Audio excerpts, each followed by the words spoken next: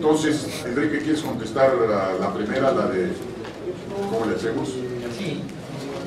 Sí hay manera, aunque no lo crean.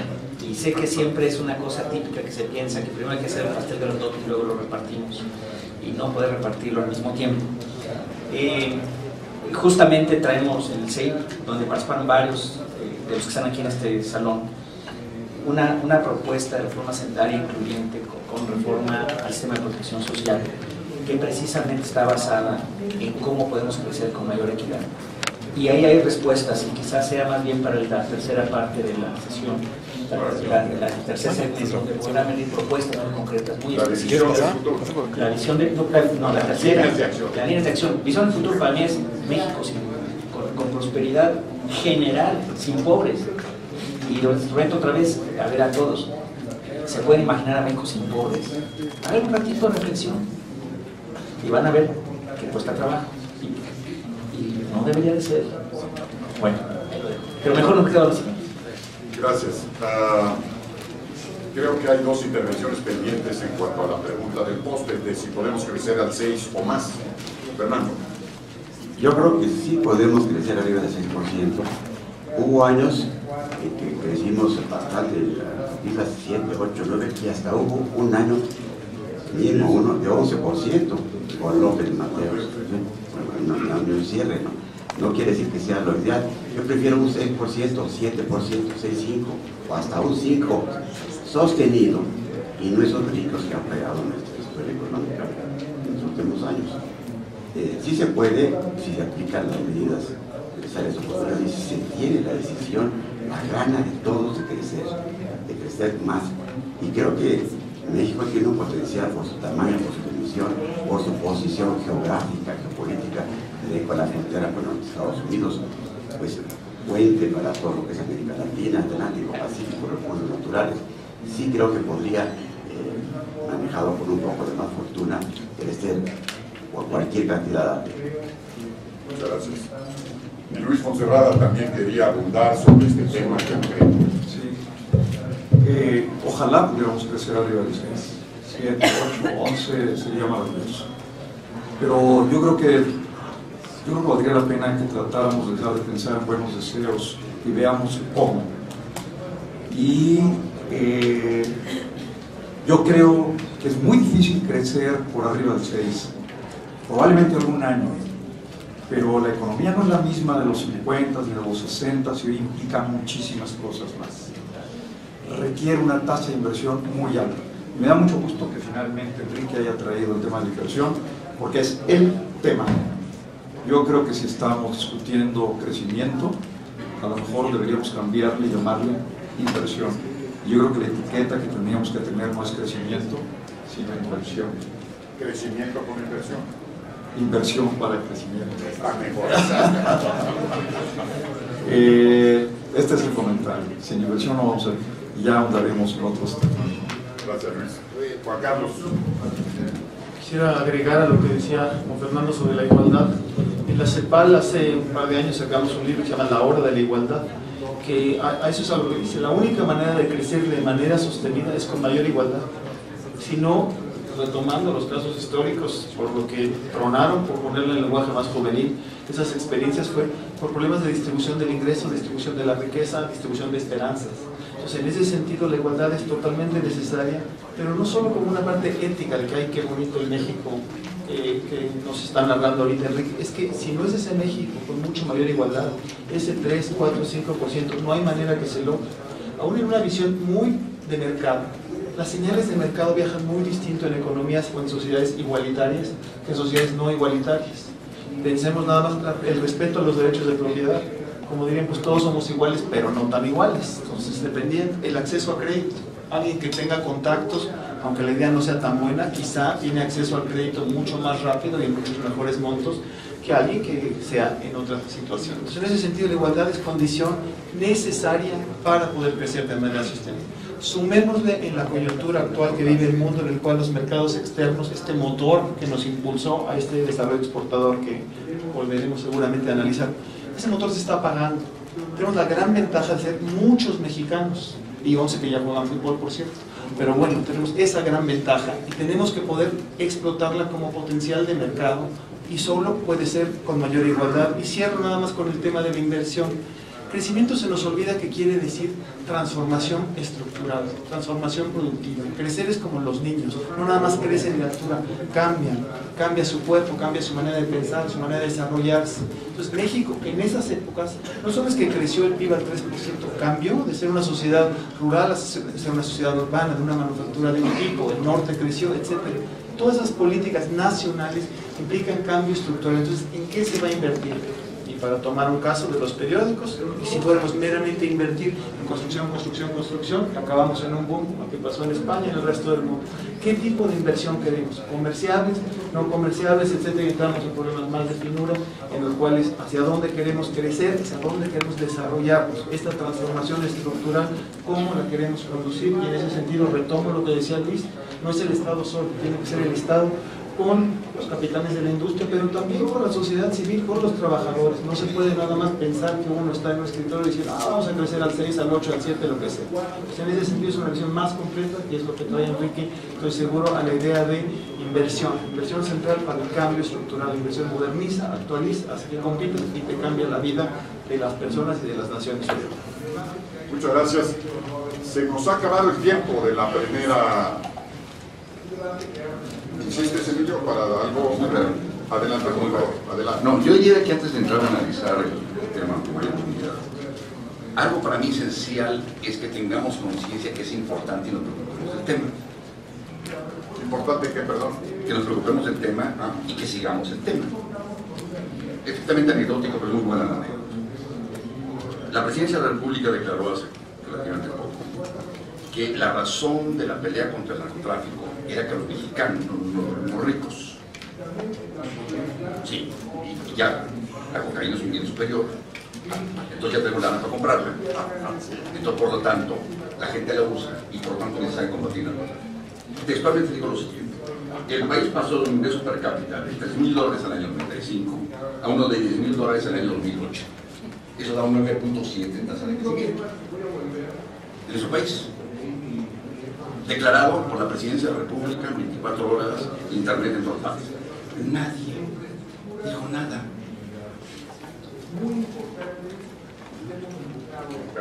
O sea, ni siquiera tenemos conciencia de lo que es un crecimiento. Ni siquiera seguimos el tema. Si alguien dice que la paridad es 25, pues están locos. Si alguien dice que la inflación en el último mes fueron 33 puntos, están locos.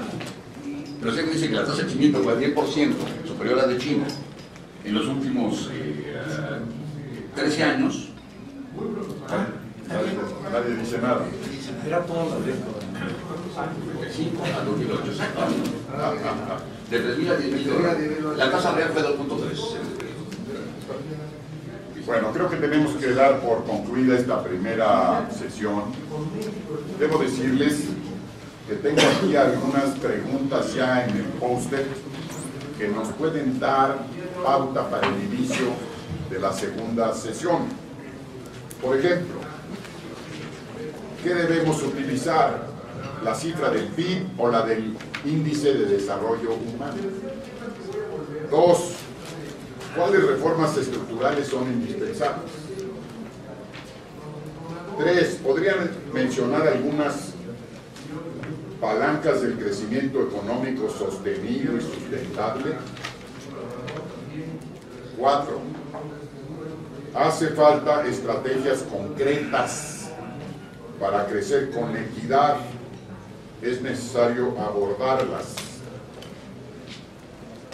Y tenemos, si le parece, señor rector, como inicio de nuestra segunda sesión, tener el gusto de escucharlo en alguna reflexión que usted puede hacer desde el ámbito académico excelso de Puebla.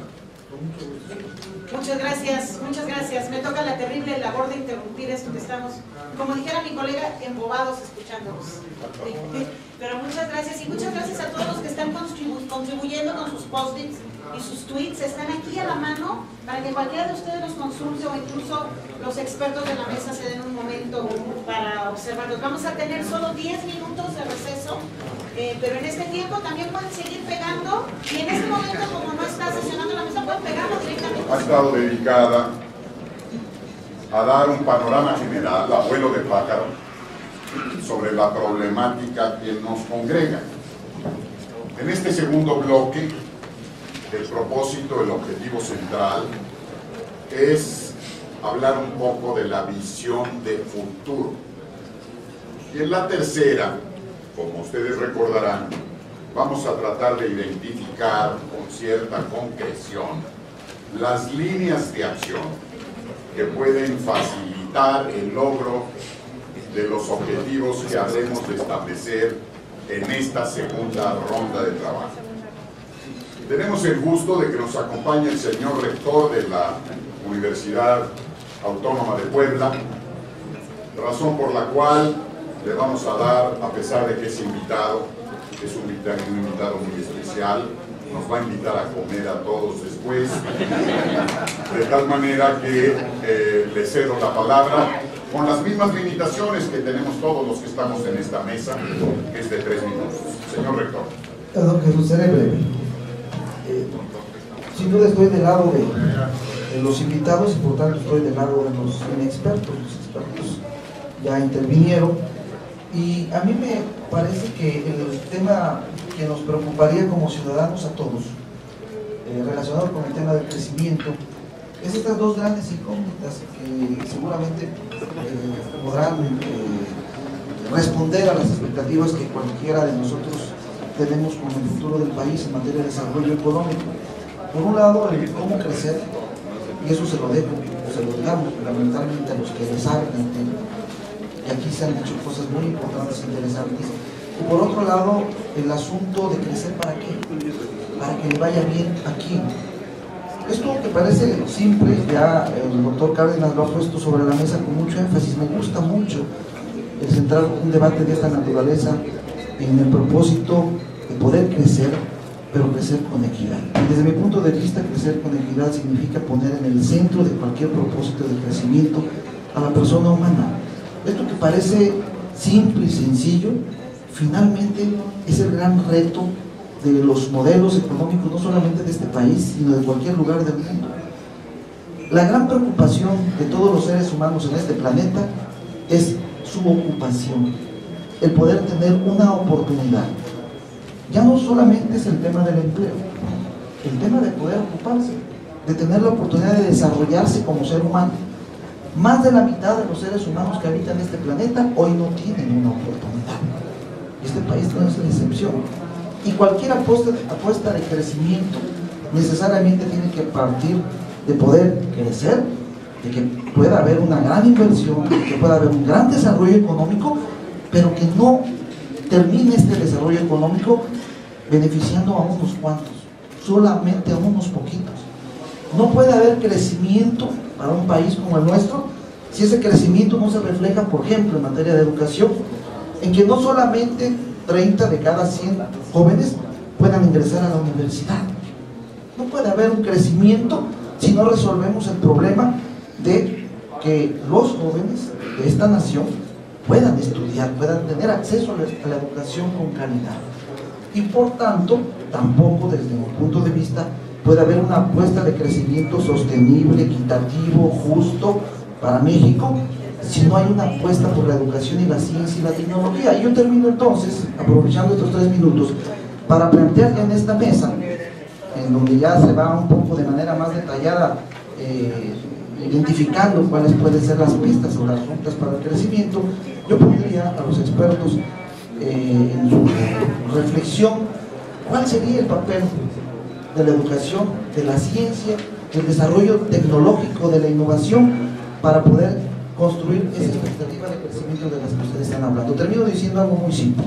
Brasil hoy ya nos rebasó en muchos sentidos, y una de las razones por las cuales nos ha rebasado es por la apuesta por la educación y por la apuesta a la innovación y al desarrollo científico. El fenómeno que se maneja un tanto como un milagro entre los países emergentes de la India, por ejemplo, en su momento lo fue China, involucra necesariamente una gran apuesta por la educación y el desarrollo científico. Y a los expertos en esta materia me gustaría escucharles plantear cuál sería el rol de la educación y de la ciencia, la innovación y la tecnología para aspirar a ese desarrollo que se haga. Muchas gracias. Señor rector, muchas gracias. Creo que usted ha planteado un tema central.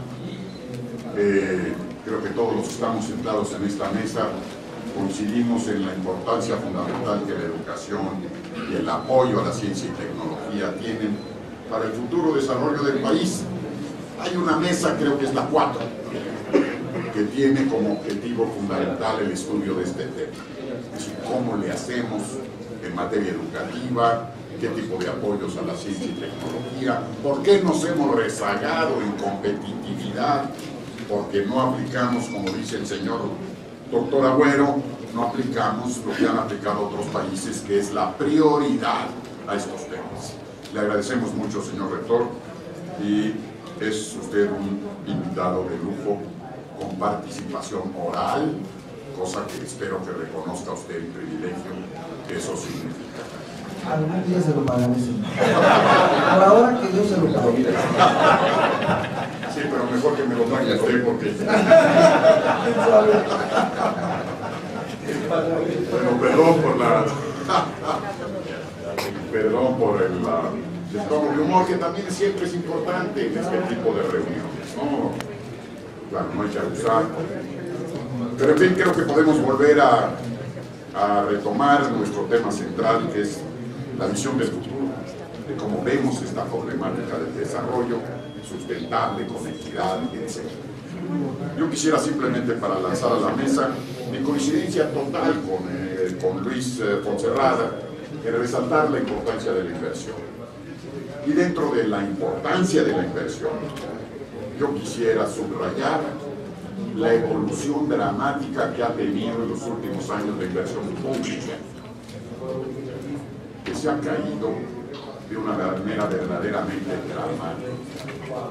Si queremos hacer un estudio de la evolución económica reciente de nuestro país, no estaría mal empezar por un análisis de qué ha pasado con la inversión pública en estos años.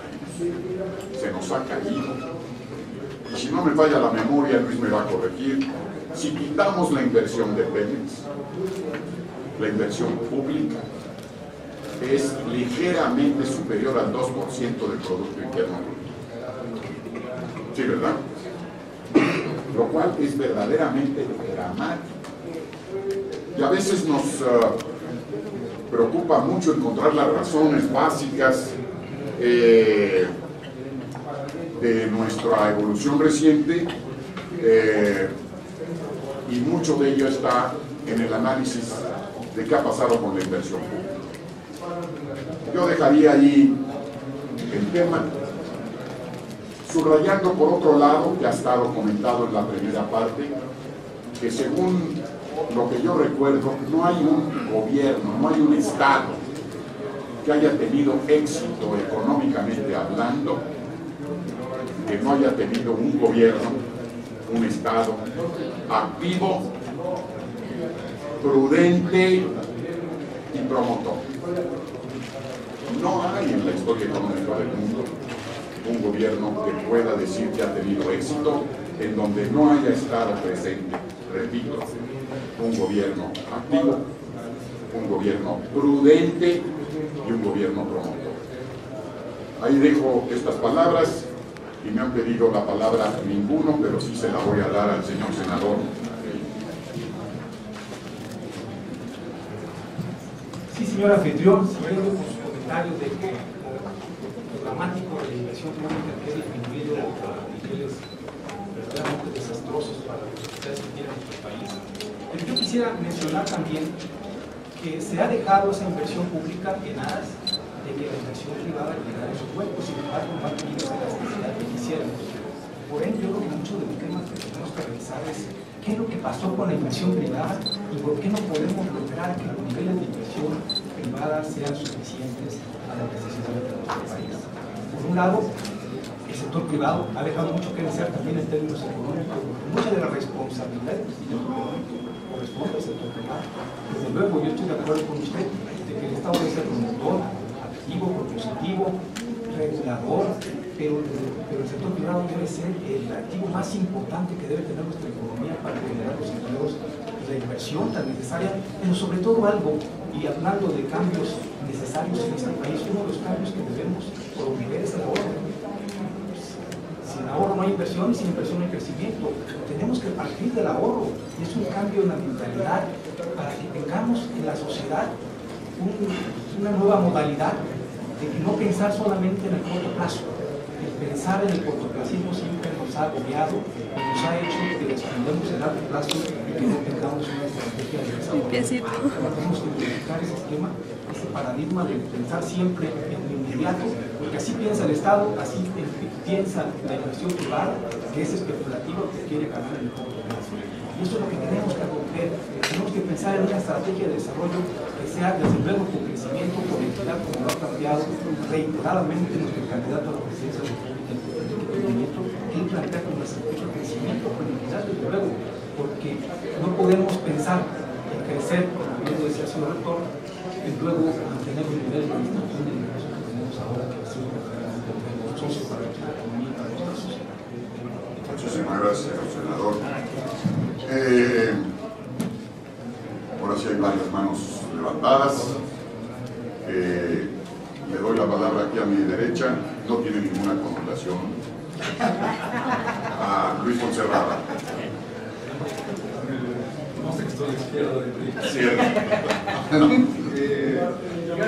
Bueno. Y no, la derecha termina aquí, ¿eh? Ahí termina la derecha.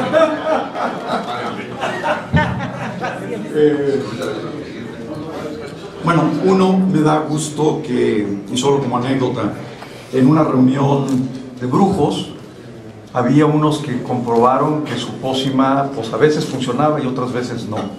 Pero había uno cuya pócima siempre funcionaba, porque tenía un ingrediente secreto. Es una historia de Pacinetti. Y entonces, cuando dije cuál era el ingrediente secreto, digo, es que le pongo arsénico. Yo creo que el tema de crecer, el arsénico es la inversión. Y me gusta que ya esté en la mesa, claramente. Bien, yo diría, uno, pensando en el futuro, antes de entrar a los cómo, que será en la tercera parte. En el futuro, yo creo que tenemos el gran reto de la equidad. Yo oí hace poco en una reunión de CEPAL una frase que me gustó: igualar para crecer y crecer para igualar. Yo creo que es fundamental este concepto, pero no es muy fácil decirlo y pareciera difícil resolverlo. A lo mejor no es tan difícil si tenemos claro que la única manera de mejorar el nivel de vida, la calidad de vida de todos los mexicanos es creando riqueza.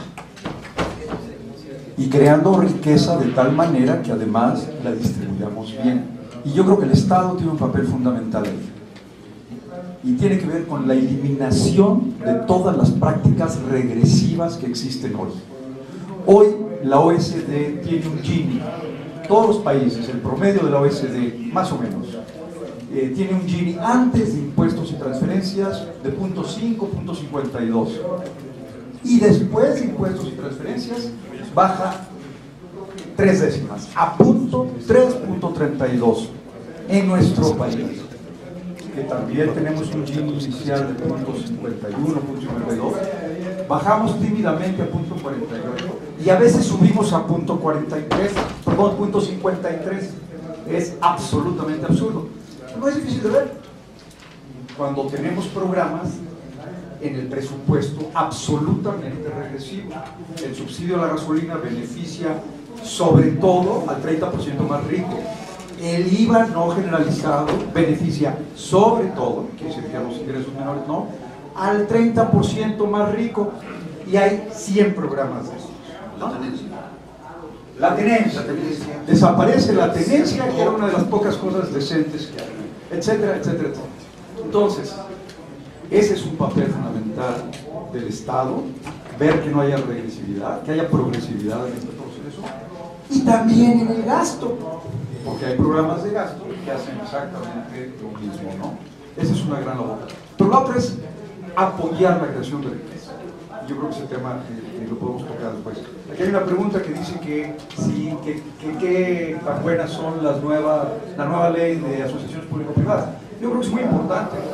Y yo creo que el sector privado no debería solo participar financiando, si las asociaciones público-privadas se tratan de financiar proyectos, pues eso es tan novedoso como en el siglo XVI.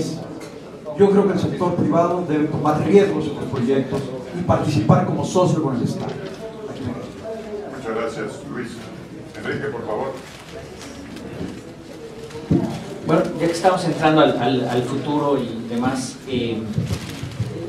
sí me gustaría tratar de imaginarme a este México con mucha prosperidad, efectivamente un 6% de crecimiento que también, como Luis, veo que no está muy fácil de irnos por arriba, ha sido esporádico y a veces con consecuencias no muy buenas, pero 6 es muy bueno, 6 es muy bueno si es que dura, ¿no? Si es que dura un rato, digamos, no dura un año o dos, sino que dura 20 o 30 y entonces sí transforma el país. Entonces yo sí estaría de acuerdo, un crecimiento a muy largo plazo, pero no lo veo si no está calificado, además de ser sostenido por esto de equidad. No lo veo de otra manera. Respaldo lo que dice Juan Carlos, respaldo lo que dice Luis. No está imposible, y ahorita podemos empezar a platicar de los cómo. Es más, está muy factible, pero déjenme decirles de otra manera. Si no hacemos eso, o sea, si mantenemos el status quo, entonces sí es insostenible. El Estado se ha venido cargando de responsabilidades una tras otra y no ha hecho una contrapartida. No hay una contrapartida en términos de ingresos. El Estado es... La poca recaudación que tenemos refleja la debilidad del Estado y en buena medida la poca legitimidad que tiene para cobrar. Y lo que decíamos en el corte en ese momento con Luis Orsini, es incapaz de poder enfrentarse pues a los grandes monopolios que hay en México. No tiene fuerza para enfrentarse con ellos. Y me pregunto hasta dónde nos tiene esa fuerza, justamente porque apenas recauda el 11 o el 12%. No es que sea cuestión de dinero, es cuestión de legitimidad, de ser capaz de recaudar. Y eso me parece que también podrían, viendo hacia el futuro hacia adelante es un Estado muy fuerte, que regule, que se haga respetar, que verdaderamente esté por encima de los poderes privados, digamos, en este caso monopolios, pero hay otros, sindicales, por ejemplo, también, y que al mismo tiempo reparta, como dice Luis, tanto por el lado del gasto como por el lado de los ingresos. Es decir, no